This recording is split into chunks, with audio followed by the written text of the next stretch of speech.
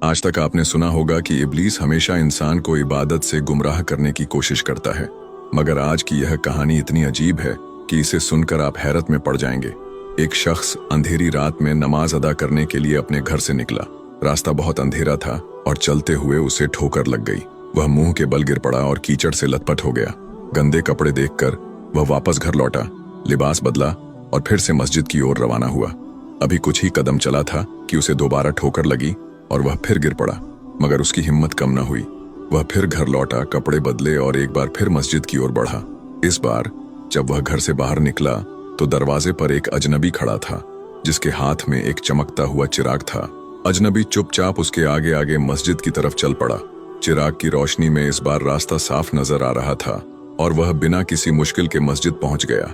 मस्जिद के दरवाजे पर वह अजनबी ठहर गया और नमाजी अंदर चला गया। नमाज अदा करने के बाद जब वह बाहर निकला तो देखा कि वह अजनबी अभी भी खड़ा था, मानो उसे घर छोड़ने आया हो। नमाजी को अजनबी पर शक हुआ और उसने उससे पूछा, आप कौन हैं? अजनबी ने जवाब दिया, मैं इब्लीस हूं।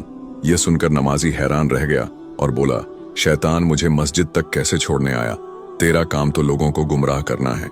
इब्लीस हंसते हुए बोला, जब पहली बार तू गिरा तो अल्लाह ने तेरे सारे गुनाह माफ कर दिए। जब दूसरी बार गिरा तो अल्लाह ने तेरे पूरे खानदान को बख्श दिया।